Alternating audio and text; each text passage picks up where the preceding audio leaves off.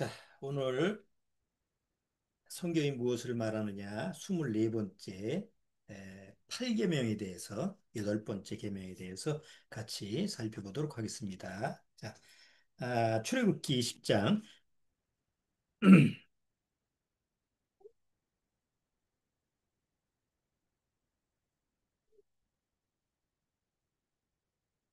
자, 출애굽기 20장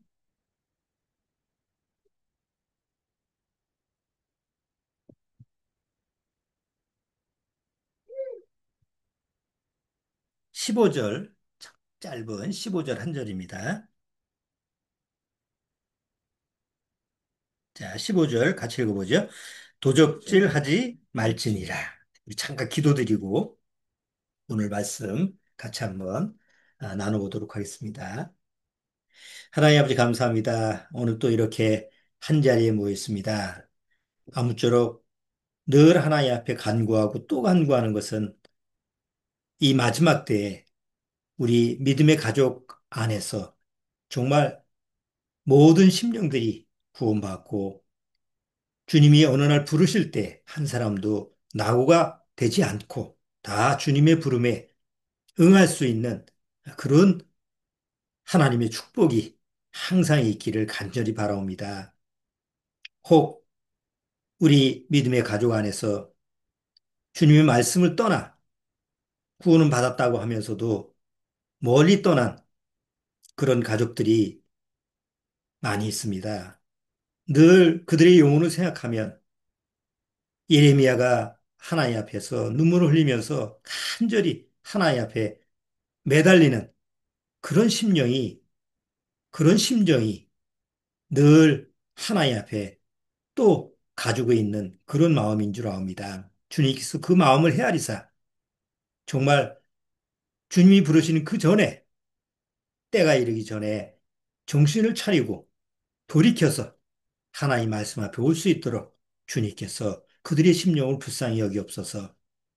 정말 하나님의 생명이 이 세상 무엇보다도 귀하다라는 사실을 마음속에서 깨달을 수 있도록 주님께서 그 지혜를 허락해 주옵소서.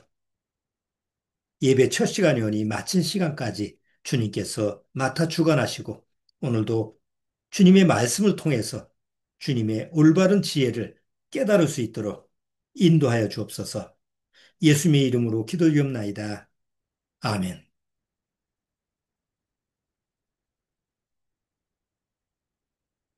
자, 오늘 8번째 8계명에 대한 부분을 같이 한번 다뤄보고자 합니다. 도둑질하지 말지니라 라고 하는 것은 우리가 세상 법에서도 남의 것을 훔치면 뭐 법적인 그런 처벌을 받게 되죠. 근데 이제 에, 우리가 실제로 세상 살다 보면 너무 세상이 불공평하고 공의롭지 못하는 그런 모습들을 많이 보죠. 전에 여러분 뉴스 한번 보셨죠? 그 초코파이 하나 훔쳐 먹었다가 훔쳐 먹은 게 아니지. 초코파이 저 하나 어디 택배 기사인가요? 일하는 사람이 그거 하나 캐비넷에서 꺼내 먹었다고 그 사측에서 고발을 하고 그것 때문에 법원에서 재판을 받는 그런 것 때문에 이제 막 어떻게 세상에서는 큰 거 먹어도 눈 하나 깜짝 안 하고 법에 접촉을 안 받는데 초코파이 하나 먹었다고 법적인 제재를 받는 그거 가지고 또 논란이 많은 그런 뉴스거리가 있었어요. 자, 과연 오늘 8계명에 도둑질하지 말지니라고 하는 것은 하나님이 그 계명을 사실 이스라엘 민족한테 준 거죠. 그 그러면 이스라엘 민족한테는 하나의 국가고 그들한테는 하나의 사회니까 이 법이 만약에 없다고 하면 막 서로 남의 것을 도둑질하고 마치 남의 것이 내 것인 것처럼 그런 어떤 사회적인 문제가 생기면 국가가 제대로 존립할 수가 없을 거예요. 그렇죠? 만약에 뭐 우리나라의 법도 남의 것을 훔치는데 그거에 대해서 아무런 제재도 안 해. 뭐 마음대로 훔쳐도 법적인 문제가 없어. 그러면 뭐 난리가 날 거예요. 사회적인 질서가 무너지고 온전히 어떤 국가 체제가 이루어지질 않는 거죠. 자, 그래서 우리가 매일 뉴스를 보면 그 뉴스의 그 주제 내용이 다 뭐냐면 남의 걸 어떻게 도둑질했느냐. 어? 뭐 그게 큰 액수든 작은 액수든 사실 그걸 보면은 맨날 그 얘기예요. 그래서 그걸 보면 아이고 참 세상이 도둑놈들의 세상이다. 옛날 저기 텔레비전 보고 그러면 저 노인분들이 아이고 어떻게 세상에 그 도둑놈들 천지야 이렇게 뉴스만 보면 그런 말을 하듯이 우리가 지금 뉴스를 보면 그런 사회적인 현상이 늘 매일 마주치는 거예요. 자, 그렇다면 단순히 그렇게 횡령을 하고 사기를 치고 남의 것을 그 도둑질하는 이런 부분에 대해서 적용되는 게 8계명 도둑질하지 말지니라 그 계명인가? 단순히 그것만 지키면 남의 걸 훔치지 않으면 나는 그 계명을 지킬 수 있는 거냐? 그런 의미로만 보면 너무 성경에서 하나님이 우리한테 주시고자 하는 그 계명이 축소화되는 거예요. 어, 전에 제가 신학교 다닐 때도 거기 학장님이 이제 체프 시간에 설교를 해요. 그때 자기 간증을 얘기할 때 자기는 어디 식당에 가서 이쑤시개를 몇 개 가져와가지고 그 우리가 보통 저기 남 이제 식당에서 밥 먹고 오면 이쑤시개를 가져오는데 예비로 더 가져올 수도 있잖아요. 이쑤시개 그 포장된 거 특히. 저도 이제 이쑤시개 있으면 서너 개 가져와서 뭐 미니 수첩에다가도 꽂아놓고 필요할 때 쓰려고 몇 개 가져와요. 예, 그분이 식당에 가서 밥을 먹고 나서 이쑤시개를 한 서너 개를 가져왔는데 아, 그게 양심에 걸려가지고 참 괴로워했다고 그런 거를 내가 한번 설교를 들은 적이 있어요. 그러니까 그런 거를 가지고 양심에 부대끼는 그런 부분에 대해서 적용을 하는 게 지금 8계명인가 그렇지는 않다는 거죠. 에, 세상에서 우리가 세상 살면서 구원받고 나서 특히 우리가 알아야 될 것은 이 세상 자체가 이 도둑이에요. 우리가 사는 세상이 나에 대해서는 도둑놈이에요. 근데 사람들은 세상에 대해서 그렇게 생각을 안 하죠.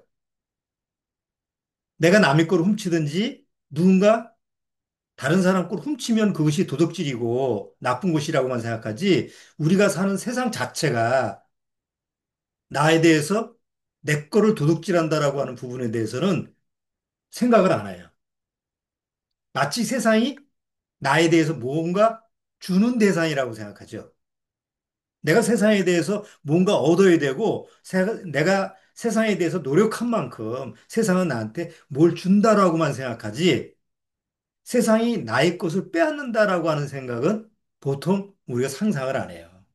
근데 성경에서 하나님이 성경에서 말씀하시는 이 세상이라고 하는 것은 바로 나에 대해서 빼앗아가는 어떤 대상이라는 거죠.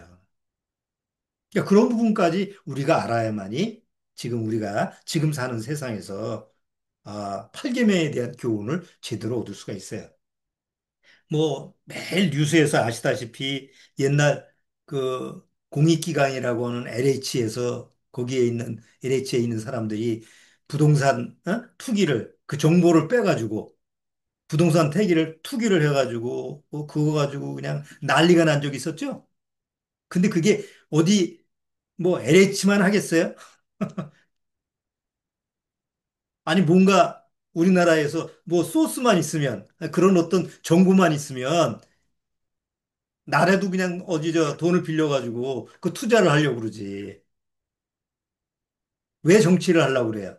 아, 우리나라의 어떤 국가를 위해서? 물론 그런 사람도 있겠지, 마음이. 그러나 정치를 하는 목적은 그 정치라고 하는 것을 빌미로 해서 뭔가 내가 얻을 것을 추구하는 거예요. 그러니까 뭐, 길수고 하는 거지. 그리고 뉴스에 맨날 보면 그 뭐 사기다, 뭐 어디 저 불법으로 뭐 뭘, 저 횡령을 했다 이런 거 보면 다 어떤 사람들이에요? 주로 정치인들이에요.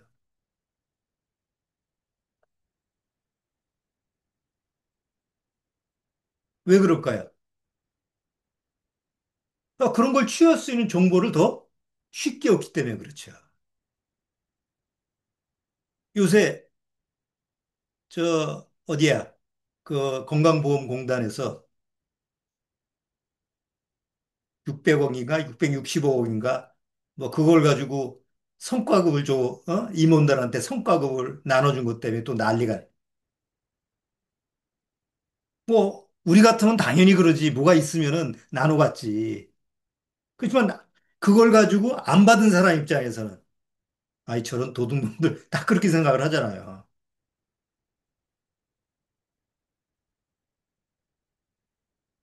뭐 대장동 사건도 마찬가지고 또 뭐 요새 계속 저 전 대통령이 뭘 어떻게 했니 뭐 누가 어떻게 연구니 뭘 어떻게 다 연관되는 게 뭐하고 관련된 거예요. 다 세상에서 이루어지는 거죠. 세상 것을 누가 취했느냐?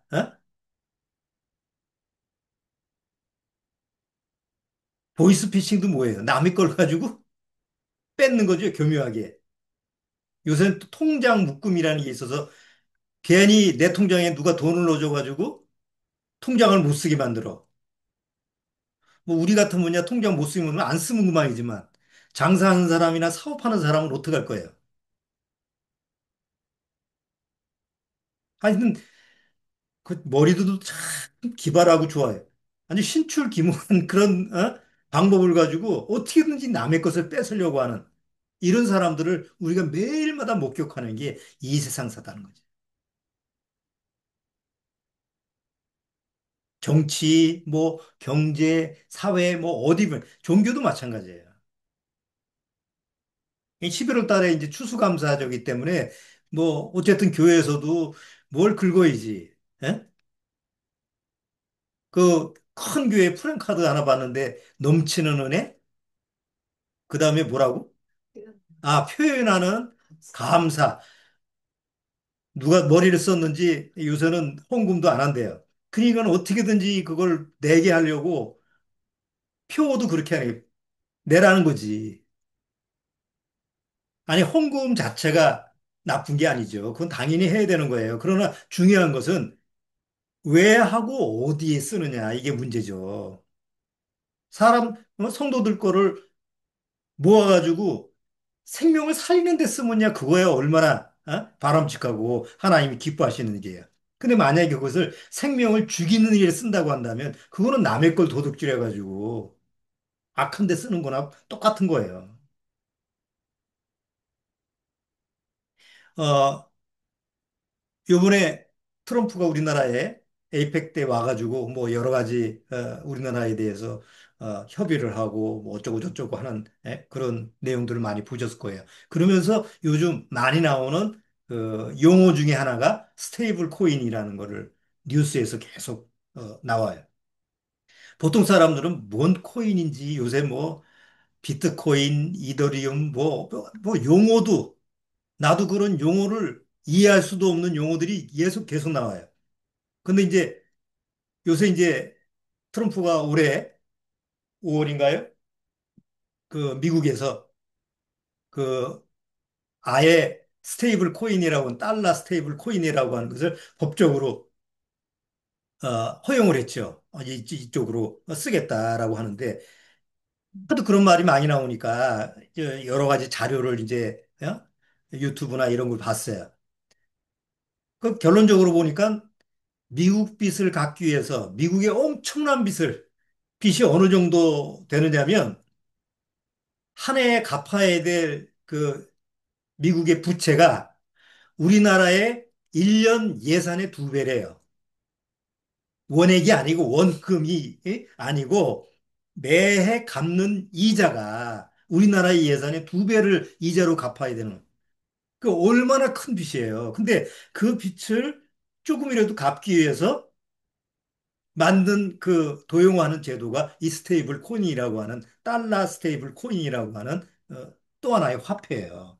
그리고 모든 전 세계 사람들한테 다 그걸 쓰게 만드는 거예요. 아니 도대체 그게 어떻게 돌아가는 거야? 뭐 고작 내가 아는 거는 뭐 많아봐야 5만 원권 지폐, 어? 만 원권 지폐. 이거 뭐 쓰는 걸로만 알고 있지. 근데 요새는 또 지폐도 좀 안 쓰잖아요. 요새는 지폐 받는데도 별로 없으니까 다 카드로 쓰니까. 근데 새로운 화폐의 용어가 나오니까 도대체 이게 뭔 놈의, 예?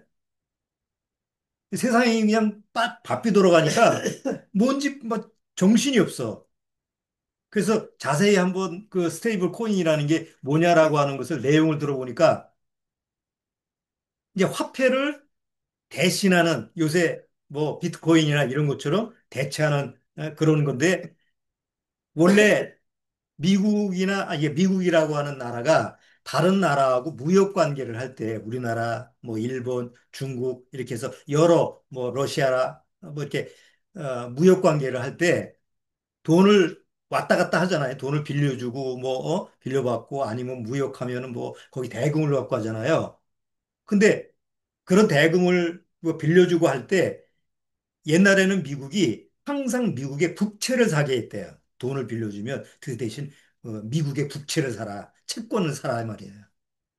그러면 그 채권이라는 게 뭐냐면 결국 우리나라도 채권이 있잖아요. 채권이 뭐예요? 우리나라의 부채를 하나의 종이 문서로 만드는 거예요. 그 채권을 사게 함으로 말미암아 자기의 부채를 줄이는 거죠. 자, 그런데 미국이 빚이 너무나 많다 보니까 옛날 같으면 미국의 채권을 다른 나라한테 팔아서 사게 하는데 요즘은 안 사. 특히 중국이 안 사는 거예요. 원래 최대 미국의 채권을 사서 그걸 돌아가게 하는 게 중국이었는데 중국이 얼마 전서부터 우리가 굳이 미국이라고 하는 나라의 채권을 사가지고 그럴 필요가 뭐 있어? 저렇게 삐딱하게 나가는데 그래서 채권을 안 사는 거예요. 이게 돈이라고 하는 그 관계가 돌아가는 게 사실 전 세계의 중심은 달러잖아요. 근데 달러라고 하는 것을 한 나라에서 뭐 우리나라하고 미국하고 그러니까 우리나라 달러를 내가 달러를 가지고 있는데 내 자식이 미국에 있어. 그러면 돈을 보낼 때 어디를 거쳐 보내요? 항상 우리나라 원화를 미국으로 보내서 달러를 바꾸려면 은행을 거쳐 가야 되잖아요. 그 내가 내 자식한테 등록금을 보내야 되는데 그 등록금을 올 때 돈을 보내면 어떤 은행에서 달러로 바꿔가지고 그 달러를 쓰게끔 하게끔 이게 이제 지금 화폐 제도에 돌아가는 제도인데 안 사는 거예요. 어? 그러니까 트럼프가 뭐라고 했느냐면 그러면 은행을 거치지 않는 방법으로 거래를 하자. 그래서 코인이라고 하는 건 은행을 거치지 않으면서 1대1로 거래하면 되는 거예요. 중국 나라가 채권을 안 사니까 그러지 말고 중국에 있는 그 시민들로 하여금 달러를 사게 하자. 그게 스테이블 코인이라고 하는 제도예요. 그 우리나라도 마찬가지죠. 어, 내가 미국에 있는 저 자식한테 돈을 보내야 되는데 은행을 거쳐서 돈을 내면 수수료를 내잖아요. 근데 스테이블 코인이라고 하는 걸 해서 돈을 붙이면 수수료 없이 바로 1대1로 보내. 전화기만 가지고 있으면. 그러니까 사람들이 다 수수료도 안 물고 은행을 거치면 돈을 가는데 어디로 갔는지 모르고 또 한 뭐 며칠이나 걸리고 그러는데 이 스테이블 코인이라는 것은 통장만 이제 뭐야 핸드폰만 가지고 있으면 내가 지금 바로 보내면 몇 초 안에 그 상대방한테 들어가니까 자동적으로 뭘 쓰겠어요. 우리 같아도 필요하면 그 스테이블 코인이라는 걸 쓰죠. 달러 스테이블 코인이라는 걸. 그러니까 그렇게 해서 제도를 정착해서 모든 사람으로 하여금 달러를 사게 해서 자기 빚을 갚게 하는 거예요. 다른 말로 하면 뭐예요? 도둑놈이죠. 남의 나라 돈을 가지고 이제는 나라와 나라 관계도 필요가 없어. 전 세계에 있는 사람들로 하여금 미국에 있는 달러를 자연스럽게 사게 해서 자기 나라의 부채를 갚게 하는.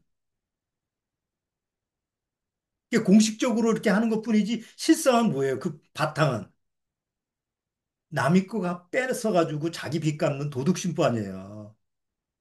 근데 그런 모습이 오히려 사회적으로 보면 우리나라에서도 제도가 지금 그 바탕을 보면 이거 완전히 도둑심보인데 거기에 밀려가지 않으면 안 돼. 따라가지 않으면 안 되는 그 사회적인 추세가 돼버리는 거예요. 그러니까 그렇게 만드는 게 뭐라고요? 세상이다 말이에요. 내가 그렇게 움직이고 싶지 않아도 세상은 나로 하여금 뭔가를 빼앗기게 만드는 게 세상이에요. 그래서 요한일서에 뭐라고 그랬어요? 이 세상이나 세상에 있는 것들을 사랑치 말라. 왜 하나님이 세상이나 세상에 있는 것들을 사랑치 말라고 했느냐? 세상은 사랑의 대상이 아니에요. 왜? 세상은 내 것을 빼앗으려고 하고 내 것을 착취하고 내 것을 어떻게든지 도둑질하려고 하는 사단의 도구지. 나한테 뭔가 유익한 걸 주고 그런 거 아니다 말이에요. 아닌데 난 세상에 돈을 버는데요. 얼마나 벌어요? 벌려면 일론 머스크 정도로 벌어야 돼요. 엊그저께 일론 머스크가 1조 달러, 1조 달러 그거를 성과급으로 준다 그러죠? 1조 달러가 얼마나 되는 거예요? 우리나라의 예산보다 몇 배 많을걸요?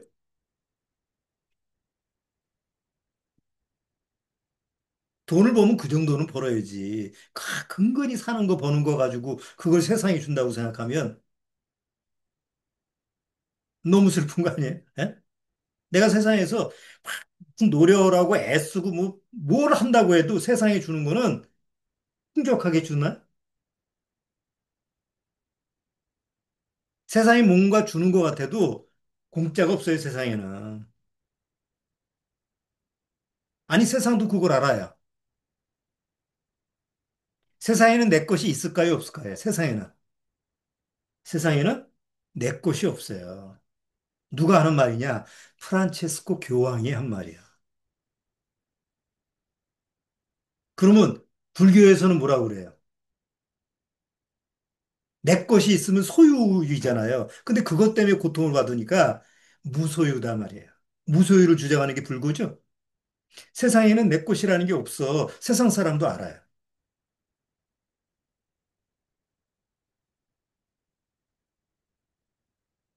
우리 성경을 통해서 최초의 도둑질이 나타나죠. 처음에 하나님이 아담과 하와를 창조하시고 아담과 하와를 어떻게 창조하셨어요? 자, 아담 하와 딱 만들어 놓고 이제 네가 필요한 거 네 스스로 만들어 그러시지 않았죠? 하나님은 모든 것을 다 만들어 놓고 모든 것을 다 준비해 놓고 그리고 부족함이 없이 완벽하게 된 상태에서 사람을 만드셨어요. 그 원리가 우리가 아이를 낳았을 때의 모습이에요. 그렇죠? 엄마나 아빠가 결혼해서 아이를 낳았을 때 그 아이를 위해서 모든 것을 준비합니다. 부모가 하여튼 자기가 할 수 있는 능력껏 모든 걸 준비하죠. 그리고 그 아이가 태어나서 자랄 수 있는 모든 것을 공급할 수 있는 마음의 준비를 하고 아이를 낳죠. 그게 정상적인 얘기예요. 어? 무작정 낳는 게 아니고. 그럼 하나님이 이 세상을 창조할 때도 남자와 여자를 창조하실 때 모든 것을 준비하고 모든 것이 완벽하게 된 상태에서 아담과 하와를 창조하셨어요. 그야말로 황금수저죠. 아담과 하와는. 어? 자, 그런데 아담과 하와를 속여서 아담과 하와가 하나님께 받은 모든 것을 그냥 도둑질한 존재가 있죠. 그게 누구예요? 사단이에요. 사단은 과일 하나로 그게 사과인지 복숭아인지 뭔지 모르지만 선악과가 그 먹는 거 하나를 가지고 아담과 하와의 모든 것을 빼앗았어요. 그 영혼까지도 빼앗았어요. 다행히 하나님이 아담과 한테 그 영혼을 다시 회복할 수 있는 방법을 마련해 주셨죠. 그게 가지고서 비밀이잖아요. 그리고 그 외에 나머지 모든 건 뭐예요? 다 누구한테로 넘어갔어요? 사단한테로 넘어갔어요. 그래서 예수님이 사단 마귀한테 시험을 세 번 시험 받을 때 사단 마귀가 마지막에 뭐라 그래요? 천하만국을 다 보여주면서 이것은 네가 나한테 넘겨준 거니까, 어? 나한테 절만 하면 다시 돌려줄게. 그때 예수님이 뭐라 그랬어요? 하나님을 시험하지 말라, 그죠? 한 번 죄로 타락되고 저주받은 것은 하나님이 다시 받을 필요가 없어요. 이 세상이라는 게 아담과 하와의 죄로 말미암아 저주받고 하나님 앞에서는 버린 거예요. 버린 거를 누가 주신 거예요? 사단이 주신 거예요. 사단이 주어서 사용하는 거야. 뭘로? 이제 사람의 형상, 이제 하나님의 형상을 받은 사람의 모든 것을 도둑질하기 위해서, 빼앗기 위해서. 그래서 최초의 도둑질은 이미 성경을 통해서 사단을 통해서 아담과 하가 빼앗긴 모든 거예요. 자, 세상이 나한테 주는 게 뭐죠? 열심히 벌어가지고 집을 얻었어. 집이 내 거예요? 자, 집이 내 거면 집을 샀어요? 그럼 내 거면 그냥 내 거다 좋아하면 끝이잖아요.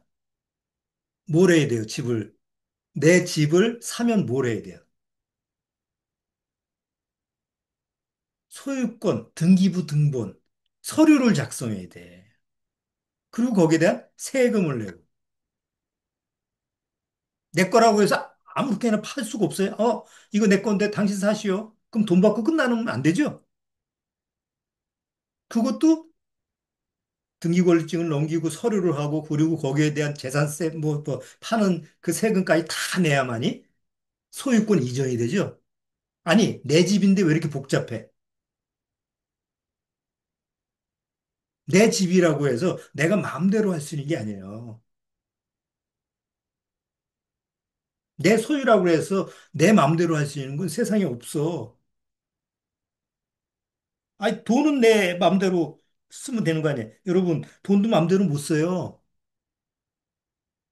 돈을 만약에 내가 어디서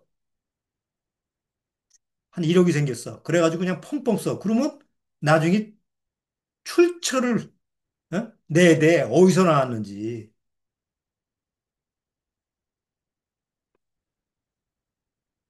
그래서 금융감독원이 있는 거 아니야. 어? 어느 기업체에서 돈이 나왔어. 그래서 비자금 아니야. 비자금. 몰래 숨겨둔 비자금. 그러니까 안 들키려고 막 애를 쓰다가 뭔가 또 누가 꼬질러가지고 또 탄로가 났어. 그러면 이거 어디서 났냐. 뭐 어디서 횡령했냐. 그 우리나라 기업체에 감옥 왔다 갔다 아는 사람 없잖아요. 어? 다 한 번씩은 들어갔다 왔다 해야 돼. 그런 게 없으면 안 되니까. 그러니까 뭔가 내 돈이라고 해서 내 맘대로 쓸 수 있는 게 아니에요. 내 육체는 맘대로 쓰나요? 아니. 여러분 쓰레기를 내 거라고 생각해요? 내가 코 풀어가지고 버렸어. 예? 내가 집에서 쓰는 그 쓰레기, 내 거니까 맘대로 버려. 그렇게 돼요? 왜 종량제 봉투가 있게? 어? 내 쓰레기도 내 맘대로 버리면 안 돼. 그러니까 이 세상이라는 시스템 자체가 내 것을 내 맘대로 쓸 수 있는 그런 시스템이 아니라고. 만약에 그렇게 되면 난리가 나니까. 이 세상이라는 이 시스템 자체가 무너지기 때문에 인간이 이 세상에서 살아가는 어떤 규범이라든가 이런 뭐 법칙이라든가 이런 걸 지키기 위해서라도 사람은 자기 것이라고 하는 걸 자기 마음대로 못 쓰게 하는 게 이 세상 시스템이야. 그런데 사단은 교묘하게 뭐라고 쇠뇌를 시켰냐면 네 거니까 네 마음대로 해도 돼라고 하는 생각을 넣어주는 거예요. 세상 시스템은 그렇게 안 돌아가는데 사람의 생각은 그렇게 하게 하는 거죠. 거기 다 속아 넘어가는 거예요.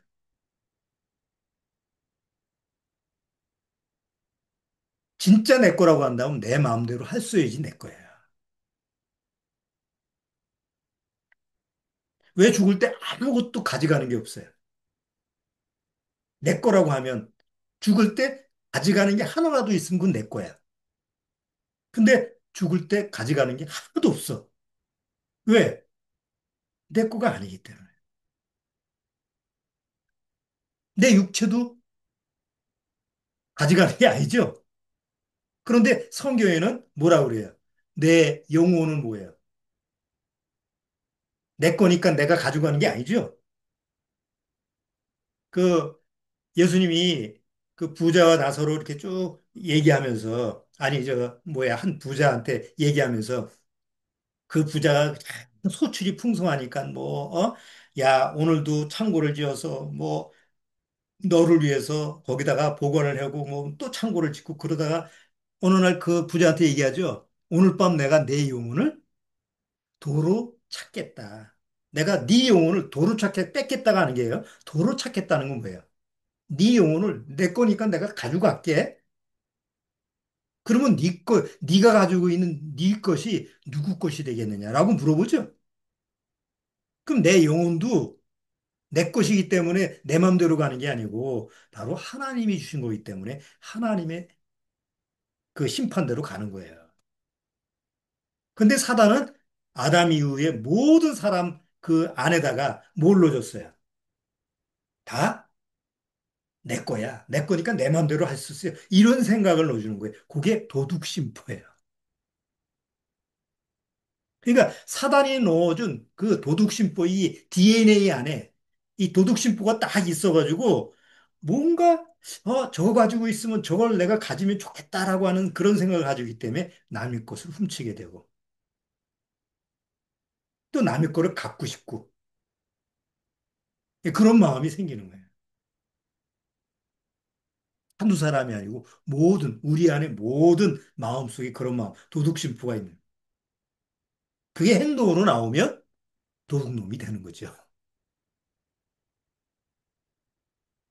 자, 근데 사단은 이 세상이라고 하는 것을 교묘하게 이용해서 그래 네가 열심히 애쓰면 열심히 노력하면 뭐 그냥 피 터지게 노력하면 넌 좋은 대학 갈 수 있어. 넌 좋은 뭐 결과를 맞을 수 있어. 넌 좋은 회사 갈 수 있어. 넌 성공을 할 수 있어. 넌 뭐 돈을 많이 벌 수 있어. 이런 식으로 해서 계속 사람들로 하여금 뭘 뺏는 거예요.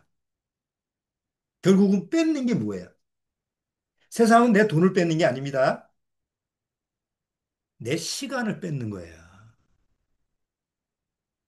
세상은 내가 가지고 있는 물질을 뺏는 게 아니에요. 요거 줄 테니까 네 에너지를 나한테 줘. 그래서 그 사람이 가지고 있는 모든 에너지를 뺏는 거예요. 시간과 그 사람이 가지고 있는 열정, 에너지, 그 사람이 가지고 있는 생각조차도 다 세상이 뺏는 거예요. 왜? 그래야만이 하나님을 찾을 생각을 안 하니까. 그래야만이 구원받을 생각을 안 하니까. 그래서 세상이라는 시스템은 점점 사람들로 하여금 구원하고는 멀리 정신없게 만드는 거예요. 아까 내가 스테이블 코인 얘기했잖아요. 요새 젊은 사람들은 나 같은 경우 우리 지금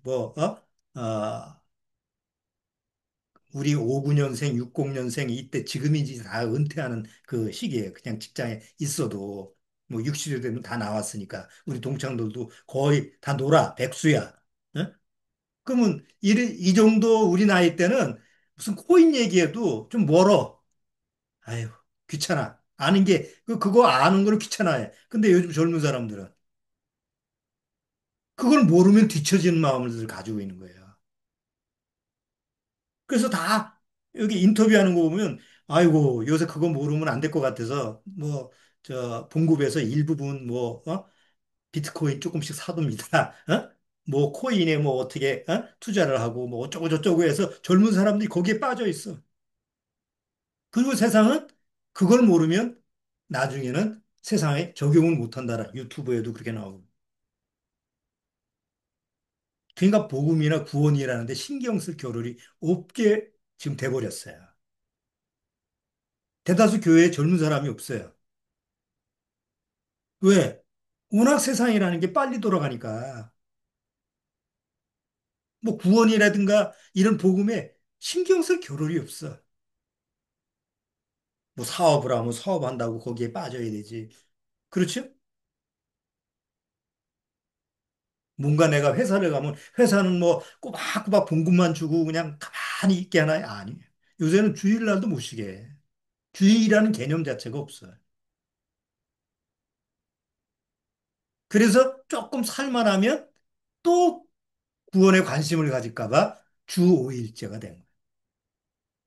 왜? 놀러 가야 되잖아.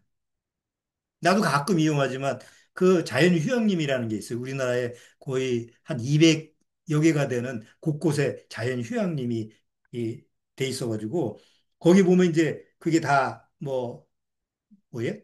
자연 속에다가 옛날에 텐트 치고 그렇게 갔지만 고생스러우니까 다 집을 예쁘게 줘서 거기에 다 놀러 가라고. 200여 개가 되는데 예약이 다 찼어. 1년 내내. 그럼 혹시 우리가 중간에 이제 시간 내서 우리도 이제 가끔 어디 자연휴양림 가고 그러는데 가보면 집집마다 다 방마다 다 가득 차 있어. 평일에도. 그럼 주말에는 애들 데리고 다 나가는 거 아니야? 애들 데리고. 이거 이제 일주일 동안 힘들었으니까 우리 어디 가자. 뭐 자연휴양림 같은 데는 뭐 4만 원, 5만 원밖에 안 하니까. 근데 요새 젊은 사람들이 인터넷 얼마나 잘해요. 그러니까 요이 땅 하면 그냥 뭐 한 5분 만에 예약이 다 끝나버리니까 뭐 그런 거에 신경 쓰느라고. 그러니까 사실은 지금 우리가 사는 지금 이 세상이라는 게 구원받기는 너무 불가능한 시대가 아닌가 이런 생각을 해요.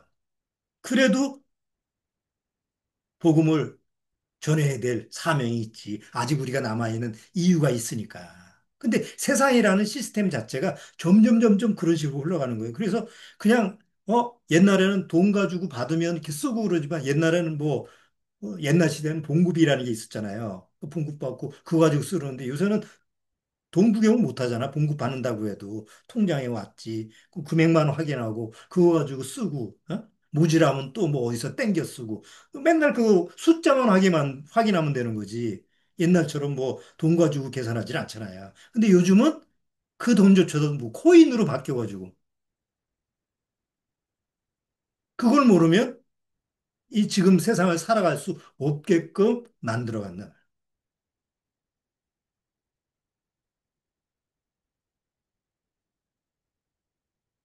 이 세상 자체가 나한테 뭘 주는 대상이 아니고 바로 나의 영혼을 빼앗아가는 사단이 만들어 놓은 하나의 시스템, 조직이다. 이런 것을 우리가 항상 명심해야 돼요. 그렇다고 세상을 등지고 살아라는 얘기가 아니잖아요. 어차피 우리는 이 세상에 살아야 돼. 그렇지만 마음을 뺏겨서는 안 돼요. 세상에 도둑놈 천지라니까? 옛날에는 내가 진주에 교회가 있을 때 매주 왔다 갔다 하잖아요. 그럼 고속버스를 타고 가요. 고속버스 타고 가든지 아니면 어디 신방 가면 시외버스 타고 이렇게 가는 일이 있어요. 옛날에는 버스가 떠나기 전에 어떤 사람이 후다닥 와. 종이랑 쫙 줘. 그 앞에서 4번, 뭐 28번 그럼 손 들으라고 그래. 그럼 처음엔 나도 얽히면 손 들었어. 그 와서 뭐 하나 가져와서 이거 싸게 사라고. 얽힘에 거기 시골에 있는 사람들은 또 얽힘에 당첨됐으니까 뭐 큰 걸 주는 줄 알고 덥석 산다고. 그렇게 값도 뭐 많이 나간 그래도 그 당시에는 뭐 한 5천 원만 해도 큰 돈이니까. 그 나중에 보면 다 사기잖아요. 요즘에도 똑같아. 요즘에도 그 아파트 이제 그 고속도로 휴게소 이런 데 보면 차에다가 물건을 싣고 와서 특히 혼자 다니는 사람들, 아, 여기 좋은 물건 있으니까, 예? 와보라고. 특히 이게 이 성하고 관련된 이런, 예? 요새는 뭐 생선 팔고 이런 걸 그런데 사람이 관심 없잖아요. 그러니까 그런 그, 어수룩한 그 남자들 데려가가지고 두들겨 패가지고 또 빼앗기도 하고, 안 사면 그냥 납치해가기도 그런다네. 그러니까 세상이라고 하는 게 뭐 눈 한번 잘못 돌리면 내 것이 다 강탈당하는 이런 세상이에요. 멍하니 있다가 당한다. 나도 보이스피싱 한번 당해봤잖아. 아무리 정신을 차리고 있어도 멍하다 보면 어느 날 뺏겨버리는 거예요. 그게 아무 생각 없이 가만히 있는데 통장에 묶여가지고 돈을 뺄 수가 없대. 아, 이게 무슨 상황이냐고, 그게. 은행도 책임을 안 지고. 그런데 세상이 이렇게 점점 이런 식으로 아주 이상해지면서도 아주 요상해지는 거예요. 자, 이런 도둑놈의 세상에서 내 것을 어떻게든지 빼앗아 가려고 하는 세상에서 어떻게 살아남느냐. 잘 한번 생각해 보세요. 옛날 그 우리가 어렸을 때 읽었던 그 동화에서 그 알리바바와 40인의 도적이라는 책 봤죠? 열려라 참깨 뭐 이렇게 하는데 그 도적놈들이 수많은 보물들을 어디다 숨겨놔요? 굴에다가 숨겨놓죠. 그걸 귀하게 여기나요? 40인의 도적들이? 아니, 맨날 훔치는 게 일이야. 그리고 그 안에 금은 보석들은 그냥 거기만 있어. 어? 계속 훔치면 놓고, 훔치면 놓고. 내가 도둑질한 거는 그 절대 가치가 없어요. 그렇죠? 내가 세상에서 지나가는데 10,000원짜리가 있어. 주워. 그거 가치 있게 쓰질 않아요. 내가 오늘 공짜로 얻었네? 자, 이거 내가 어디서 얻은 거니까 우리 한번 내가 한번 쏠 테니까 먹자. 이렇게 해서 거저 얻은 것은 허투루 나가지. 내가 애써서 벌고 힘들게 얻은 그런 것은 어쨌든 내 것이라고 하는 그런 마음이 있으니까 그 마음대로 안 쓰지만 남의 것이라고 하면 그건 내 것이 아니니까 아무 마음이 없어요. 그게 이게 도둑질하는 것이 이게 성경에도 있잖아. 도둑질하는 게 더 맛이 있다고. 우리가 세상에서 살아갈 때 이 세상에서 얻은 것은 내가 마음속에서 그렇게 가치를 안 둬요. 그래서 그게 마음에 감사한 마음이 없는 거예요. 우리 믿음이라는 척도에서 사람을 구분한다고 한다면 둘 중에 하나예요. 하나는 감사를 아는 사람과 하나는 감사를 모르는 사람이에요. 잘 생각해 보세요. 감사할 줄 아는 사람과 감사할 줄 모르는 사람이 아니에요. 누구나 세상에 이렇게 살다 보면 감사할 줄은 알아. 그렇죠? 애들도 교육시키잖아. 용돈 받았으면 감사합니다 해라. 고맙습니다 해라. 누가, 이웃에서 뭘 가져오면 감사합니다. 그러잖아요, 우리가. 자리 양보를 하면 감사합니다. 우리가 늘상 감사합니다라는 단어를 많이 쓰는데 그것을 내가 사용한다고 해서 감사를 하는 건 아니라는 거죠.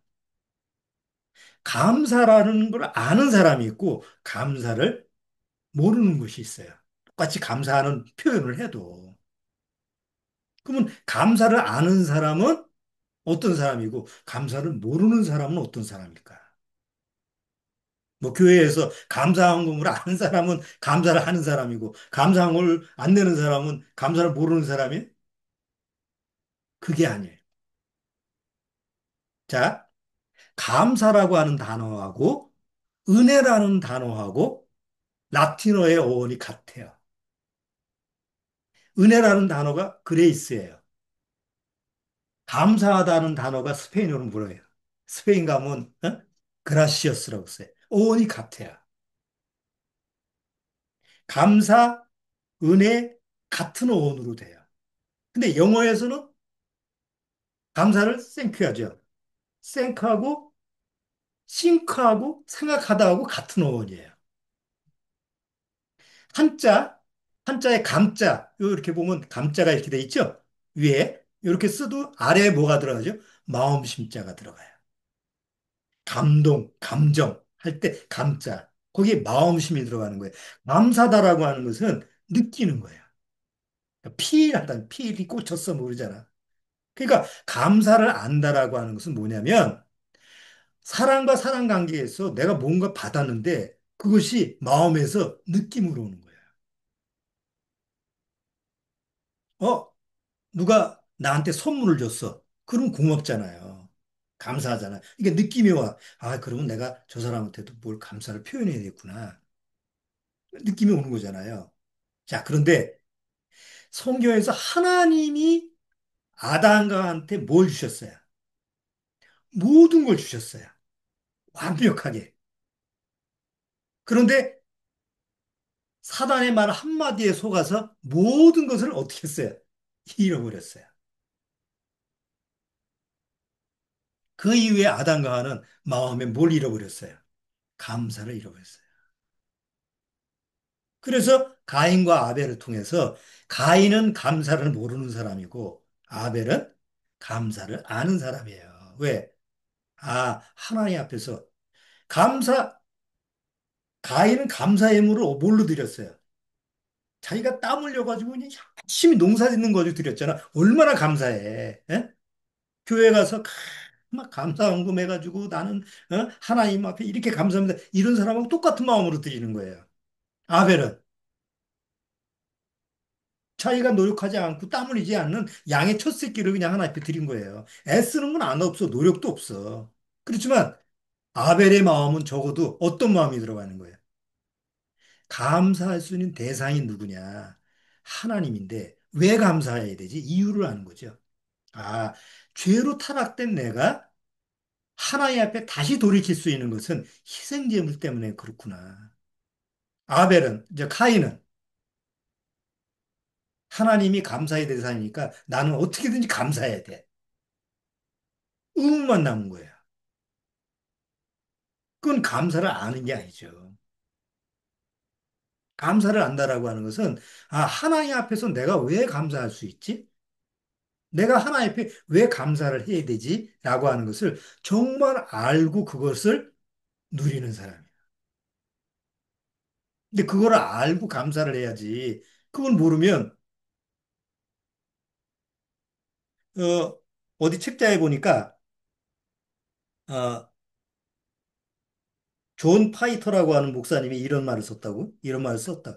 만약 우리의 감사가 표현에 앞서 하나님의 주시는 모든 은혜에 근거하고 있지 않다면 그것은 아마도 감사로 위장된 우상숭배다. 그 복음을 좀 아주 그냥 우리처럼 전하는 목사 중에 한 분이 존 파이퍼라고 하는 목사님이거든요. 근데 그 양반이 한 말이 그 사람들은 감사의 표현을 감사로 알고 있지만 진짜 하나님 앞에 왜 감사해야 되는지라는 걸 모르는 사람은 그거는 우상숭배다. 그렇죠? 우상 앞에 절하는 거.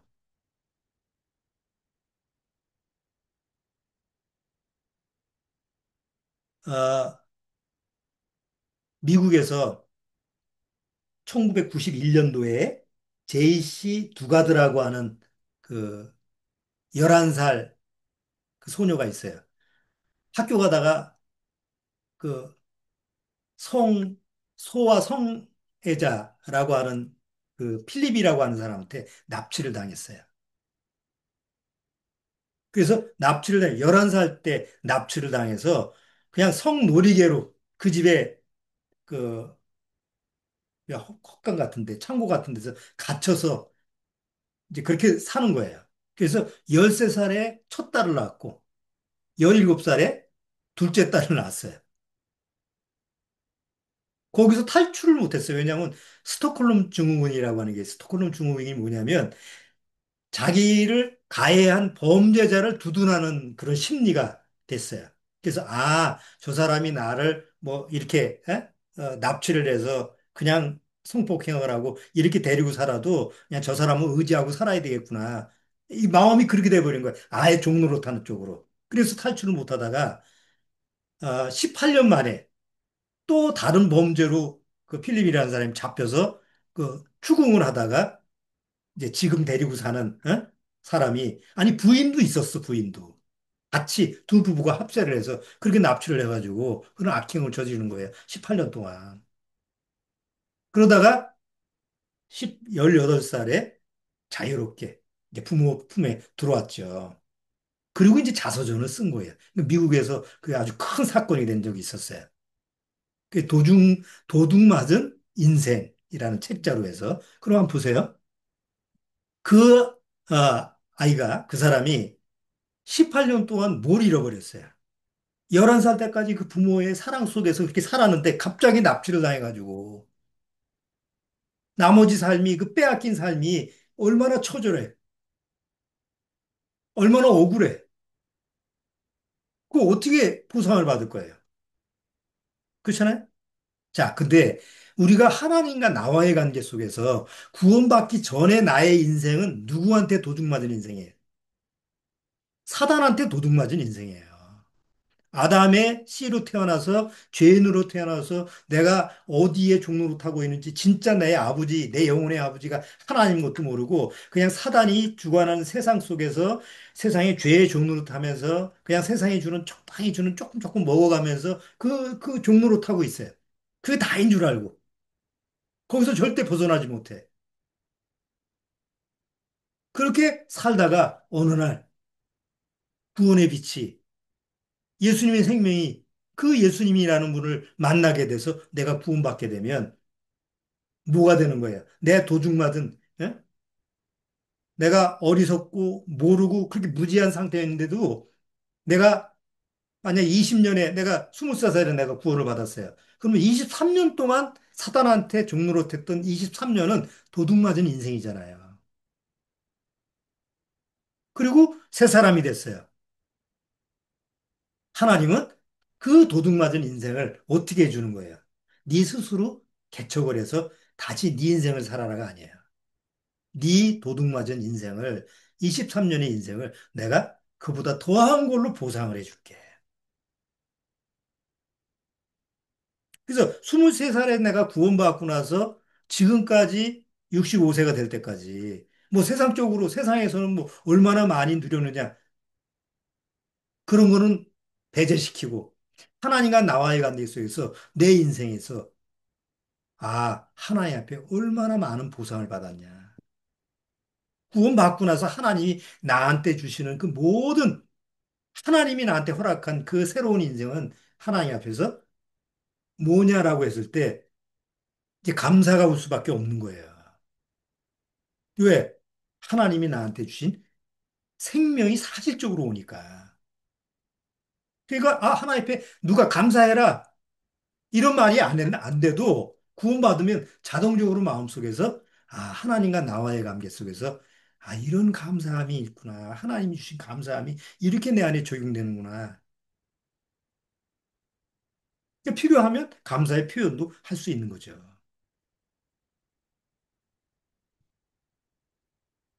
자, 그런데 감사를 모르는 사람, 1년 동안 내내 그냥, 뭐 그냥 세상에 살고 아무 생각 없이 살다가 이제 추수감사절이다. 그러면 이제 교회 행사니까 하나님 앞에 감사하세요. 감사한 거 해야 됩니다. 그럼 그때 가서 한번 해볼까? 마치 1년 동안 내가 헛살은 것을 보상하듯이.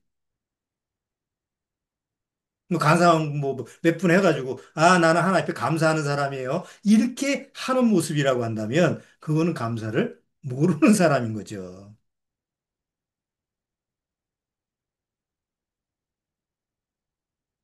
늘 마음속에서 하나님과 나와의 관계 속에서 하나님 감사합니다. 내가 구원받기 전에는 구원을 몰랐을 때는 사단한테 종노릇해서 사단의 노예 노릇하면서 내 잃어버린 인생이었는데 도둑맞은 인생이었는데 구원받고 나서 그 모든 것을 채워주시고 보상해 주시고 또 지금까지도 채워주시는 그 하나님 감사합니다라고 하면서 하나님과의 관계 속에서 늘 감사가 나오는 거예요. 그래서 성경에서 범사에 감사라는 거예요. 아니, 어떻게 구원받고 범사에 감사할 수 있어요? 구원받아도 세상 사는 자체가 나한테 항상 즐거운 일이 오는 게 아니잖아요. 어떨 때는 일이 잘 될 때도 있지만 어떨 때는 일이 안 되고 어떨 때는 병마가 오고 어떨 때는 또 사랑하는 사람이 또 떠나기도 하고 우리가 이해할 수 없고 우리가 예측할 수 없고 우리가 감당할 수 없는 일들이 세상에서는 늘 비일비재하게 와. 늘 파도처럼 막 밀려와. 그게 다 감사할 수 없는 그런 조건들이에요. 그래서 구원을 모르는, 감사를 모르는 사람은 늘 그런 파도가 올 때마다 쉽게 말하면 시험에 걸리는 거예요. 감사해야 돼, 말아야 돼. 아이고, 내가 지금 이 지경인데 무슨 하나님 앞에 어떻게 감사를 해? 어? 내 사정 대봐. 내 여건이 대봐. 감사할 수 있나? 그건 감사를 모르는 사람이죠. 근데 감사를 정말 아는 사람은 어떤 환경에 처한, 혹 죽음이라는 것이 딱 닥친다고 해도 하나님 감사합니다. 왜? 진짜 감사가 뭔지 아는 거기 때문에 감사를 할 수 있는 거예요. 그 감사의 기술이라는 책이 있는데 거기에 샘 크래프트리라는 목사님인데 그분이 쓴 내용 중에 이런 내용이 있어서 또 메모를 해왔어요. 감사는 하나님으로부터 주어진 은혜를 알아보는 영적 능력이다. 영적 능력이 감사라는 거예요. 그리고 그 은혜와 은혜 베푸신 분의 선하심을 인정하고자 하는 마음이다.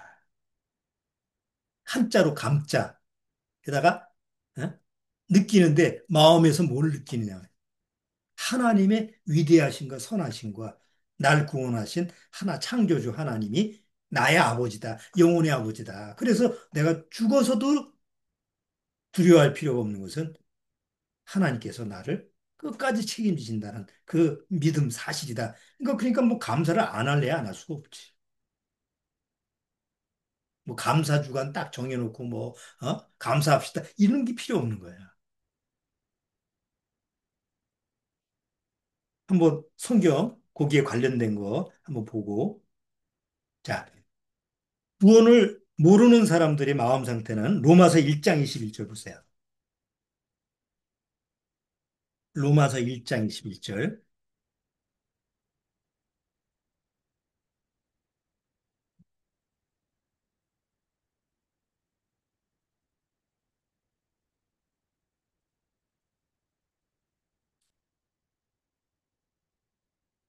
자, 이 세상에 속한 사람들, 구원받지 못한 사람들은 1장 21절 하나님을 알되 하나님으로 영화롭게도 아니하며 감사치도 아니하고 감사를 모르는 사람. 하나님은 알긴 하는데 감사를 몰라. 왜? 살아계신 하나님을 모르기 때문에 그런 거예요. 근데 살아계신 하나님을 아는 사람은 감사를 알아요. 그거는 설명을 해줘서 아는 게 아니에요. 여러분, 감사를 설명해 주는 사람은 없잖아요. 그렇잖아요? 내가 너한테 요렇게 하니까, 감사하세요. 그러진 않잖아요. 또, 디모데 후서, 디모데 후서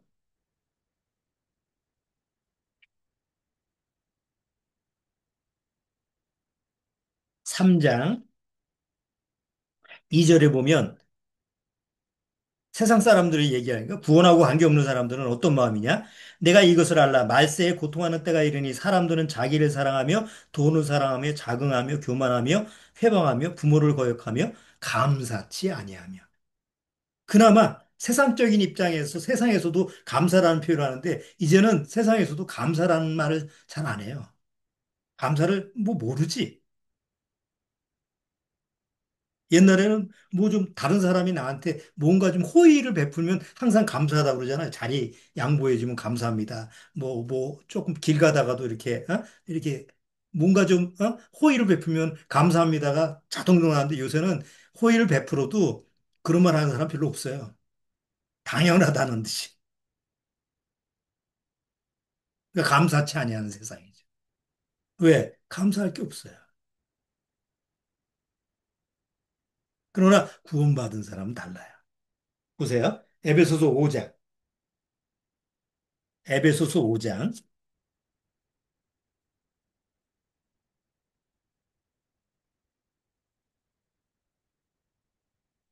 에베소서 5장 20절. 에베소서 5장 20절에 보면 범사에 우리 주 예수 그리스도의 이름으로 항상 항상이 뭐야? 항상. 항상 늘 항상 누구한테? 아버지 하나님께 감사하며 항상 아버지 하나님께 감사해라. 왜? 항상 주시는 분이니까. 하나님은 나한테 뭘 요구하고 빼앗는 분이 아니에요. 항상 주시는 분이에요. 아, 받은 게 별로 없는데요. 아니, 정말 깊게 생각해 봐야 돼. 받은 게 없는지. 항상 주시는 하나님인데, 아버지 하나님인데, 엉뚱한 걸 찾아서 그렇지. 또, 골로새서, 그 다음에 쭉 보면 골로새서 3장 15절.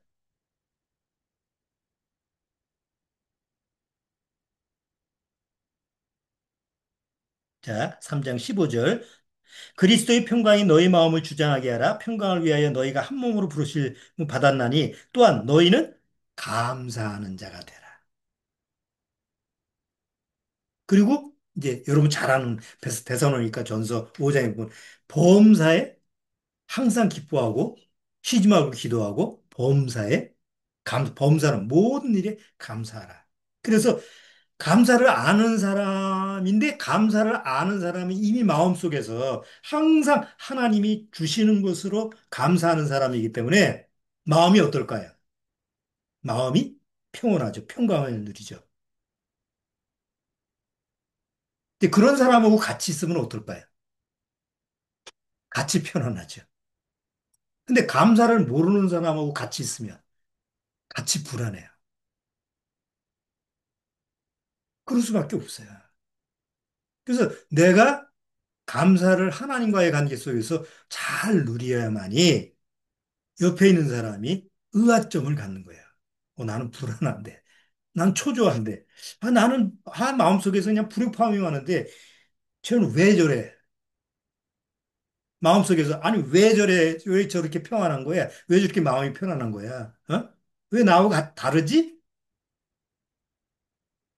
그러니까 교리적으로 이론적으로 다르다라고 하는 걸 느끼면 안 되고 실제 마음이 똑같은 상황이 주어지는데도 왜 나하고 다른 마음을 갖고 있지?